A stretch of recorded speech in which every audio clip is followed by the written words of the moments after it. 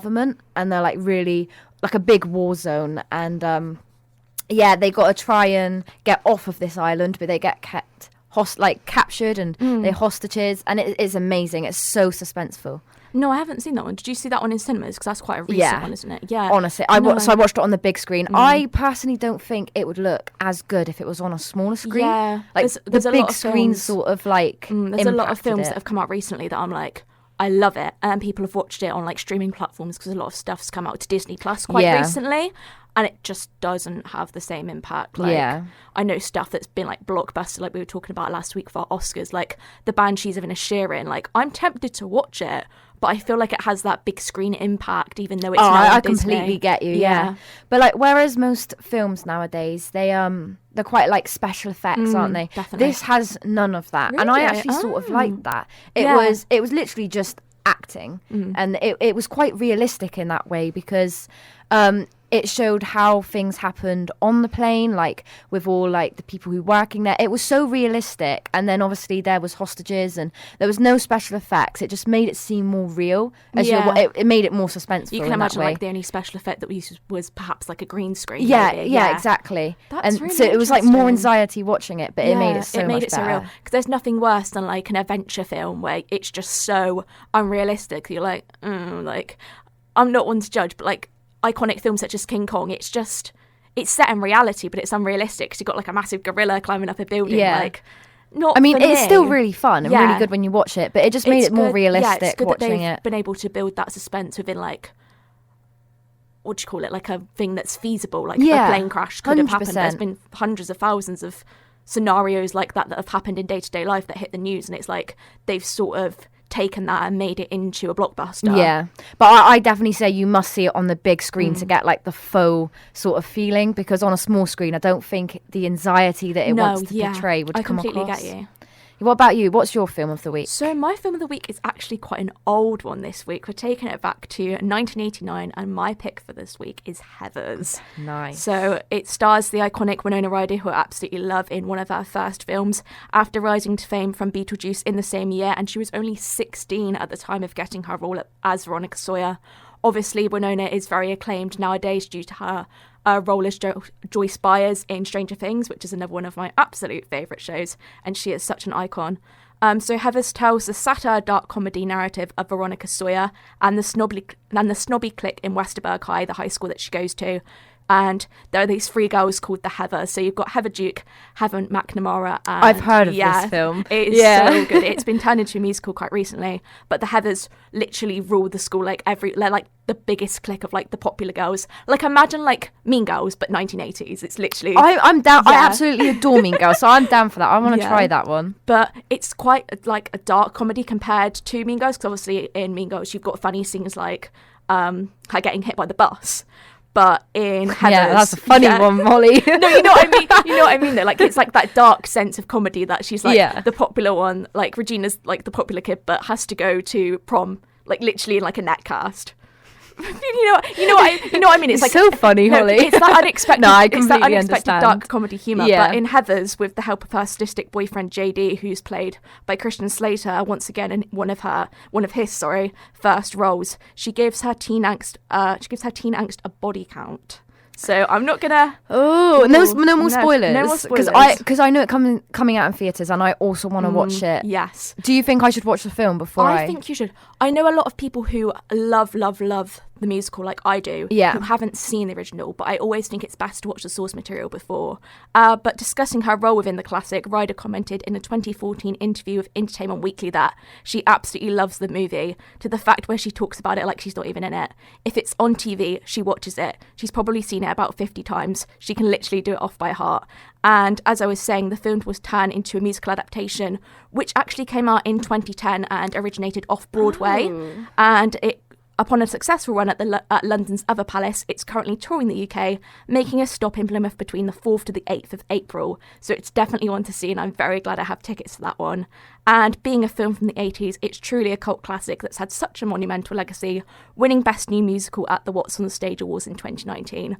I am so excited to see this, and it's making a stop in Plymouth. It's genuinely, I'm sat in the stalls. I'm excited to go watch this in theatre. Excited. You're gonna get I'm going. Oh, amazing. Tickets are on the most, a little bit on the expensive side, but it's worth definitely one that's worth it. And to get us in the mood of Heathers the Musical, up first on Showtime Central today, we've got 17 from Heathers the Musical. Heathers the Musical, that has got to be one of my favourites. 17 is such a beautiful track that brings such a dynamic between Veronica and JD in such a pivotal time in their relationship. As I've expressed, I cannot wait to see this one on stage. So up next, we've got a slightly different segment from last week's new on Netflix. I'm changing this one up to the weekend watch list, as I felt a little bit confined to just being on Netflix when everyone's got streaming platforms such as Now TV, Paramount Plus and Disney Plus. So, my first pick for this week is The Last of Us. Based on the acclaimed PlayStation games, The Last of Us is currently streaming weekly on Sky Atlantic and Now TV. The series is set to be 10 episodes long, with episode 8 set to stream this Sunday. Unfortunately, I haven't yet watched this series as I don't have the Sky channel available, and Now TV is a service that I'm actually not subscribed to. But I cannot wait to get stuck into this apocalyptic narrative, as I love the source material games. I'm actually currently playing The Last of Us 2, and it is so good. I'm at such a good time. That is like the story game, isn't it? Yes. I'm pretty sure I've played that. Yeah, so the first game came out in 2013, and it follows Joel and Ellie, where you've got this whole adventure with her going to the Fireflies. Yeah, I understand. I played that one. It's so good. And I'm currently playing the second one, where you play as Ellie, and no spoilers if anyone hasn't played it. It has been out a little while now. It came out in 2020. But, you play as so many different characters and the complex narratives that you face as Ellie being alone in this apocalyptic world, and just the relationship she has with Dina, the relationship she has with the wolves. It is so good. And it's getting me very anticipated to watch the TV adaptation of the first series, which I've heard stays very true to the original game. I'm not too sure if they'll delve into a season 2 that looks at Ellie's perspective, because the actress they've got playing her now is quite young, which portrays the first game amazingly. Like, I cannot wait to get stuck into it. Pedro Pascal is one of my absolute favourite actors as well, so I can't wait to see him on the big screen again. But as I slightly expressed, the narrative tells the intertwined narrative of Joel and Ellie, with Joel being tasked with escorting Ellie, a young teenage girl, across the post-apocalyptic world, having to fight off zombie-like creatures known as the Infected, who can mutate into deadly beings known as clickers and bloaters. Honestly, it's sounding so good. I would recommend it to anyone who's like a fan of Stranger Things, because in the game, like, my mum knows nothing about it, but she's watched me play it because my dad just got a PlayStation 5 and I'm absolutely obsessed with playing it now on the big screen. But I'd really recommend it to anyone who's a fan of Stranger Things, because some of the clickers and the way they move sort of remind me of Demogorgons and like that otherworldly being of the Infected. Things, yes. Yeah, because like I sort of see the Infected as like the Flayed from season 2, like with all of the like otherworldly beings, even though they're like it's a virus, it's a zombie virus in The Last of Us. But I think the way, like, if you were to compare it to a piece of existing pop culture, I definitely recommend it to any fans of Stranger Things. And then again, fans of Pedro Pascal, he's obviously been in a lot. He's been in Kingsman Golden Circle as Whiskey. He's The Mandalorian, which is just re-released on Disney Plus for the third series, which I'll be discussing in just a little moment. But genuinely, I cannot wait to watch all of it when it's out. I think I might get a subscription to Now TV just to watch it because of how much I love the games. But once again, we are going to play a song that links into what I've just said. And up now, we've got Take On Me by Ashley Johnson, who is the actress who plays Ellie in The Last of Us and is her model for both the games.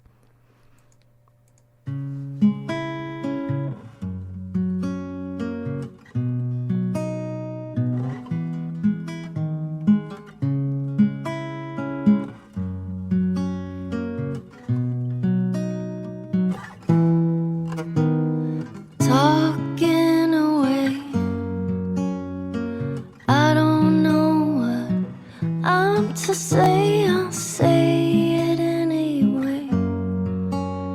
Today's another day to find you shying away. I'll be coming for your love, okay? Take on me. Take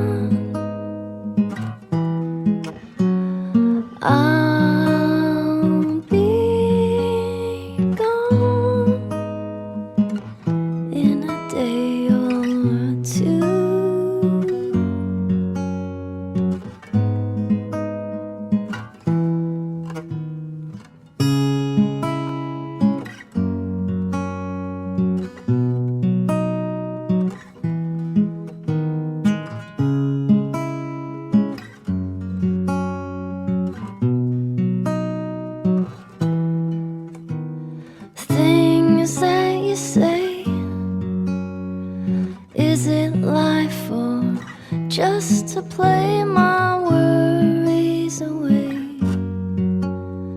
You're all the things I've got to remember. You're shying away. I'll be coming for you anyway. Take on me. Take me on. I'll be gone in a day or two.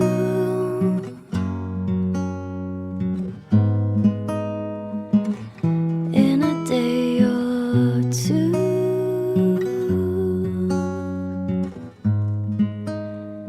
Take on me. What a beautiful rendition of a classic a-ha song, sung by the actress who is the who plays Ellie in The Last of Us.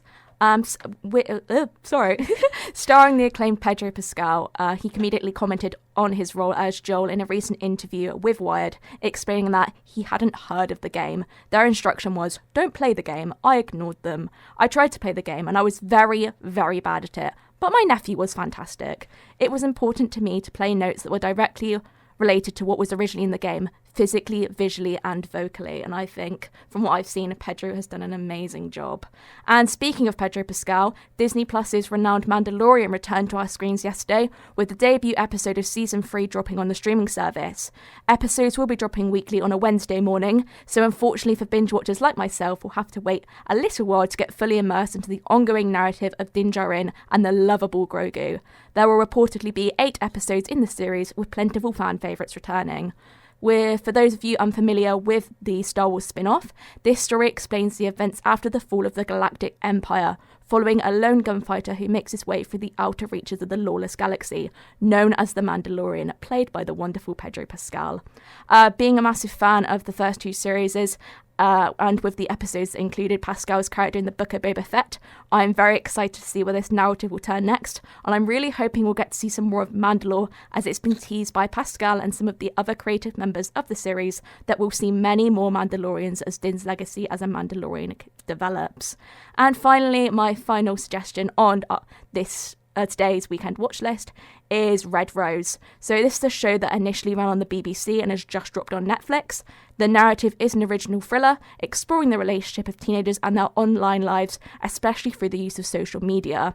It appeals to teens as the thriller follows a set of teens in the summer after their GCSEs and their obsession with a new app called Red Rose that threatens them with dangerous consequences.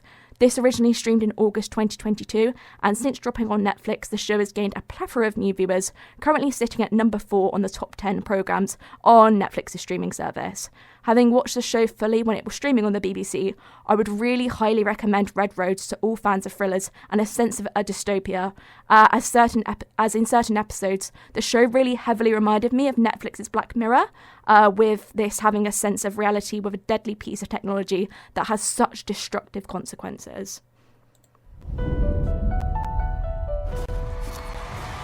Ladies and gentlemen, welcome to the show.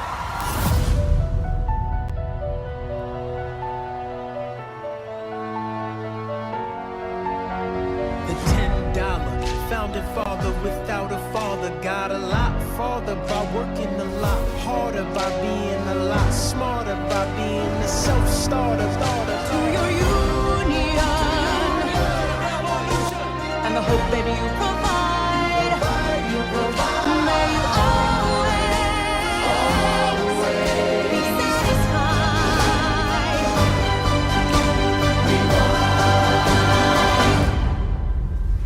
This is Hamilton.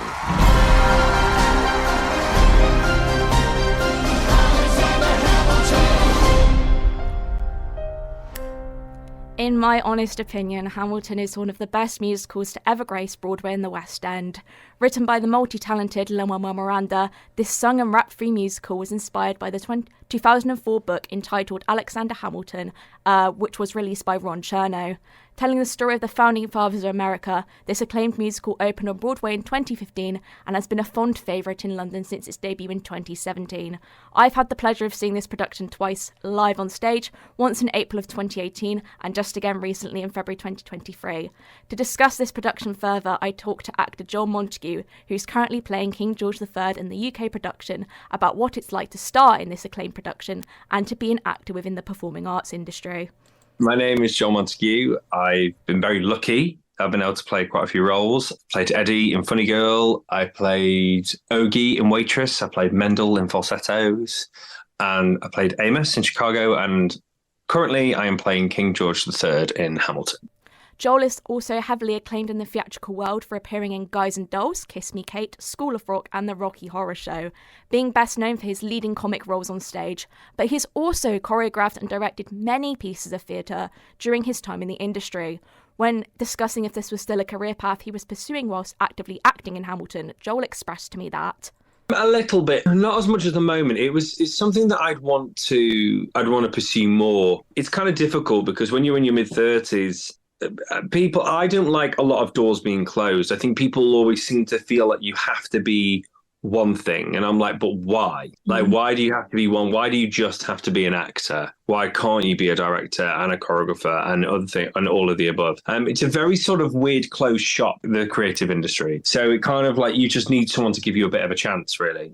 In regards to this career path, Joel informed me that he's actually set up his own company years ago, and he's only had to take a step away from this connection due to directing theatre, as it's part of his career that he has links to his hometown of Crewe, and it's simply no longer feasible for him to consistently travel, having found full-time work in a production such as Hamilton that's made a monumental impact to the history of London live theatre. Nevertheless, the performing arts are an industry that many can thrive in without individuals being restricted to a role such as an actor or director, and the creative industry is one that requires active experimentation, especially for those like Joel looking to further their careers in every aspect to become more complete and creative performers. When delving into his current role as an actor, with this being such a competitive industry to join, Joel explained that a sense of the performing arts has always existed in his family. I got into it through my mum's dancing school. My mum and her older sister, my auntie, they have a dancing school in Crewe. That's how I started. Yeah, that was kind of it, really. There was no sort of, I would say there's no looking back, but there wasn't ever going to be an option where I did something else, I think. No matter how many times people go, oh, you could have done this. And I'm like, well, if you're going to spend your whole life at a dancing school, you're going to dance. It's a hard industry and mentally it can take its toll. And I also think with recent events of the last few years, there's a need for entertainment.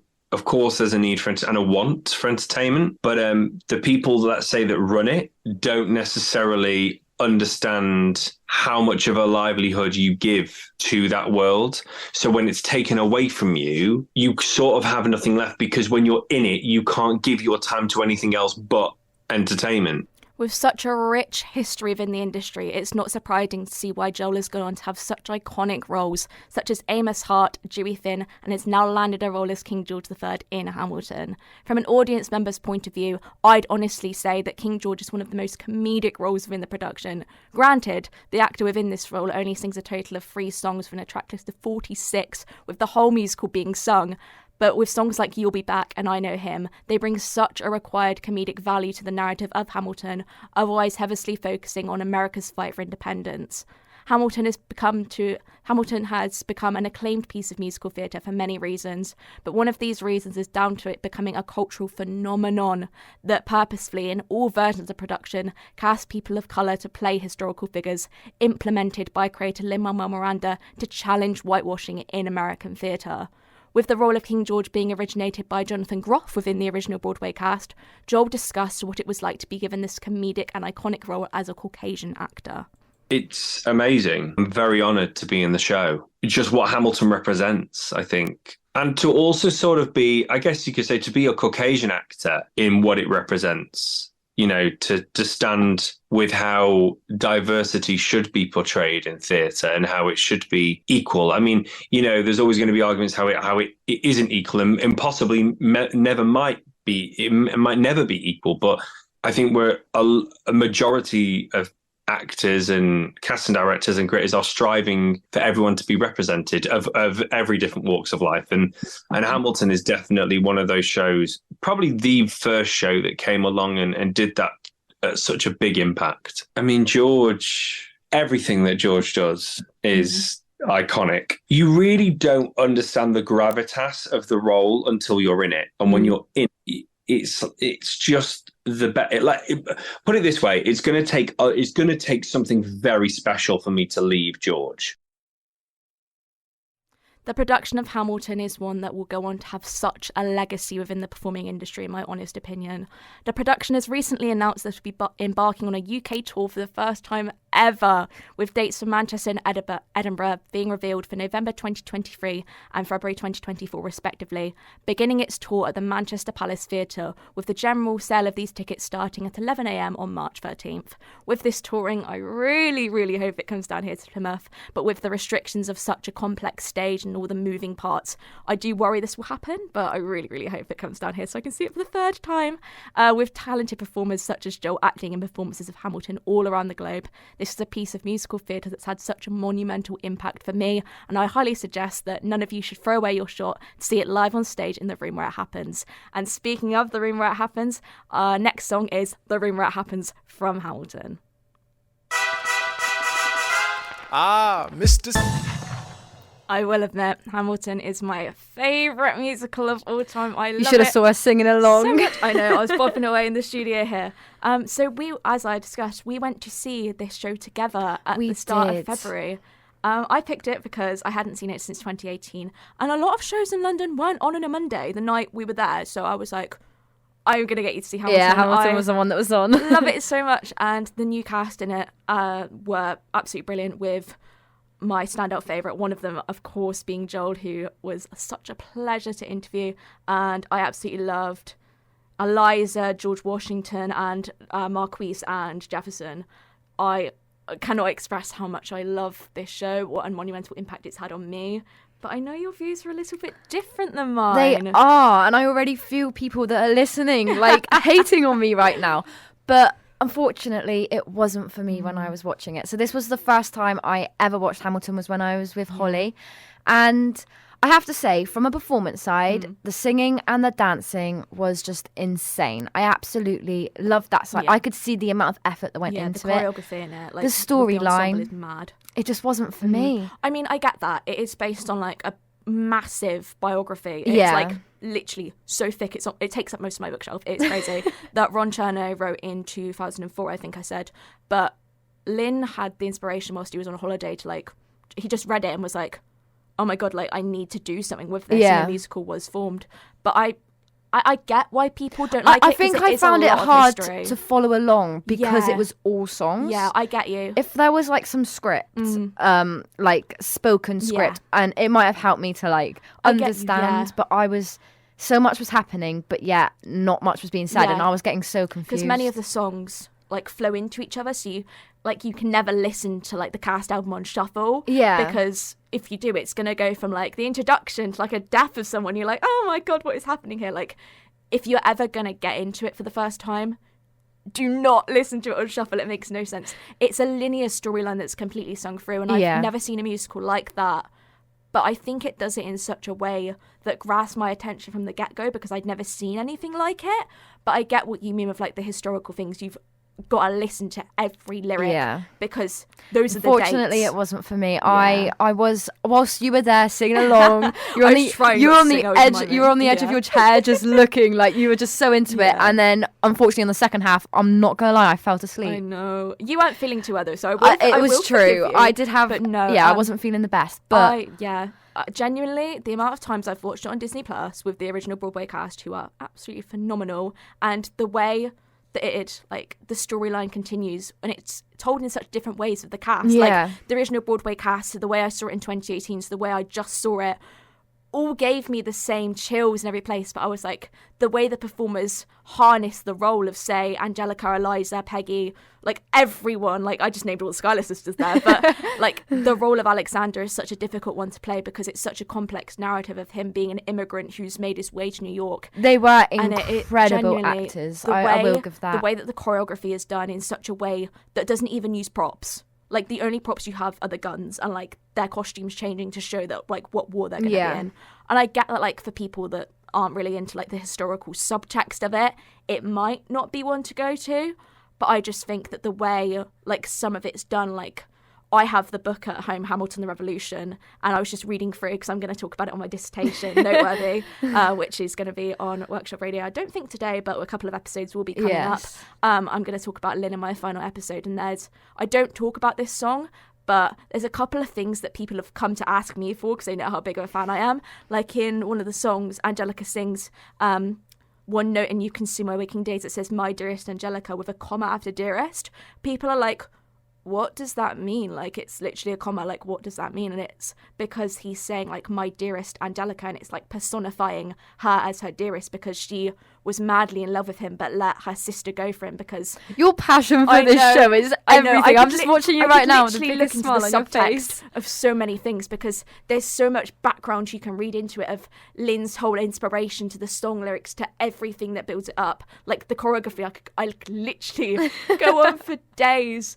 But, I genuinely, I love it so much, and I would highly recommend it to anyone that is going to get into historical subtext. And the fact that it's going on tour allows so many more people to do that instead of having to travel to the West End or the Broadway. dance side, absolutely insane. It is. I could see the effort and the stamina they must have to consistently act. Well, It was amazing. Yeah. I think for me, it was just the fact that there was no spoken to help me go along. And the songs just flow into one another that you're like, where does one stop and another one begin? Yeah, and there was just so much going on that I was like, I don't actually understand what is going on. Yeah.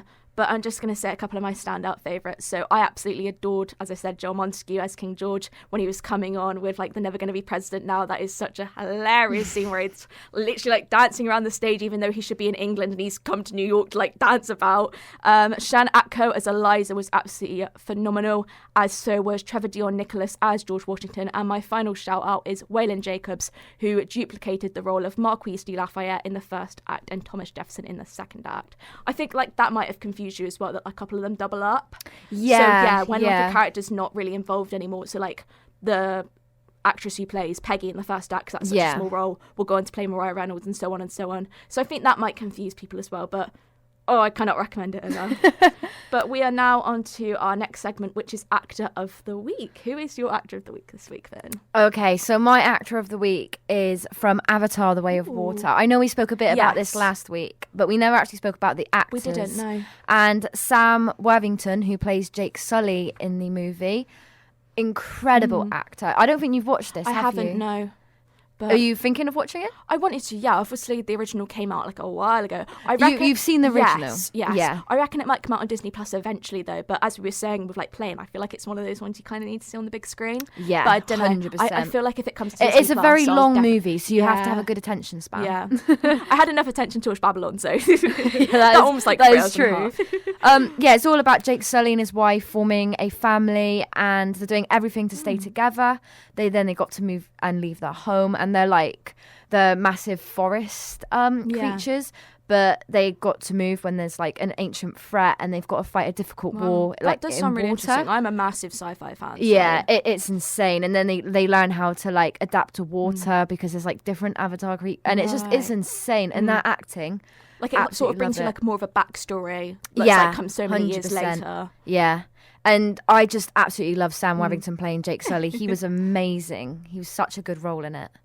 But yeah, what is your Actor of the Week? So my Actor of the Week this week is Tom Hiddleston. So obviously the British actor gained international fame for portraying Loki Laufeyson in the MCU, and he is my absolute favourite Marvel character.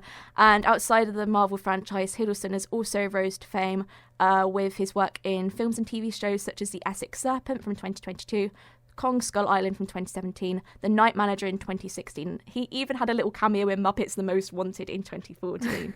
Hiddleston's most recent project was a spin-off of his work as Loki within the MCU, where Disney Plus created a whole show surrounding this devious Norse god of mischief under the eponymous name of Loki, which aired in June 2021.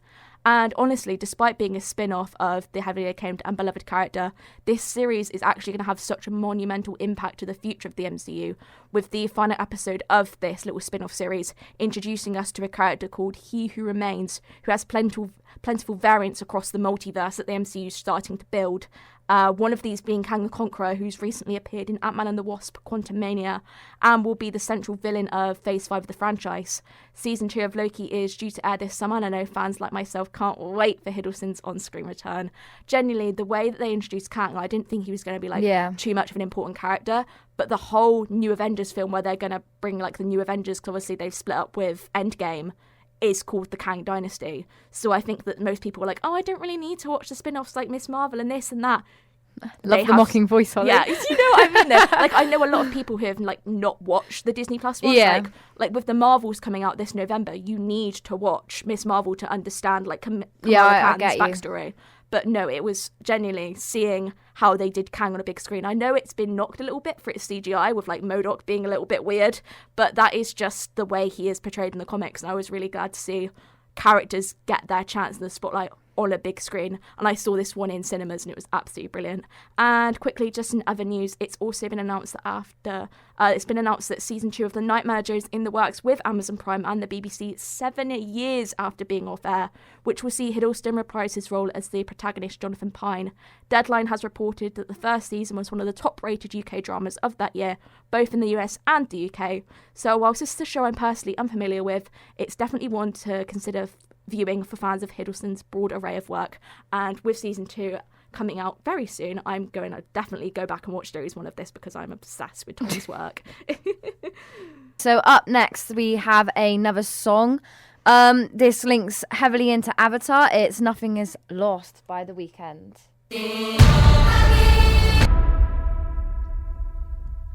Okay, so last week we spoke a bit about body positivity within the dance industry, and it was actually quite insane speaking to Holly about this and seeing our different views from a non-dancer I and a honestly dancer. really liked that segment last week. I wasn't expecting to have so much to say about it. It was so much, and Caitlin Patterson, a 20-year-old TikTok famous dancer, shared her opinions on body weight within this industry. I spoke to her about her personal experience, and this is what she said. Oh, Father, tell me, do we get what we deserve? They did kind of stereotype me because when I first joined her studio, I only did hip hop for the first 2 years. But then once I started ballet classes, I really loved lyrical and stuff. And my freshman year was gonna be my first year doing a solo, and I was like, hey, I really want to do a lyrical dance. And she's like, I don't know about that. Let's just try to do hip hop. But then I did the lyrical solo for something else, and she's like, okay, you're actually amazing at this. First, started blowing up, I guess, on TikTok. There was a lot of unexpected hate. I never, expected the amount of, body shaming comments I would get. Because most of the comments I get that are hate comments are almost always about my weight, because I'm not your typical size dancer. Most dancers are a little bit thinner. But since I've been struggling with some health issues, it's caused me to maintain a little bit more weight than other dancers. I definitely would tell myself not to stress as much and that everything's going to work out.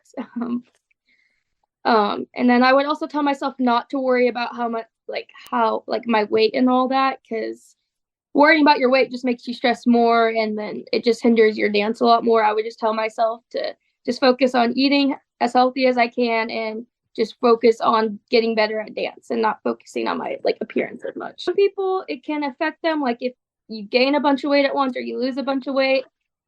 Sometimes it can affect your dancing, but it just depends on why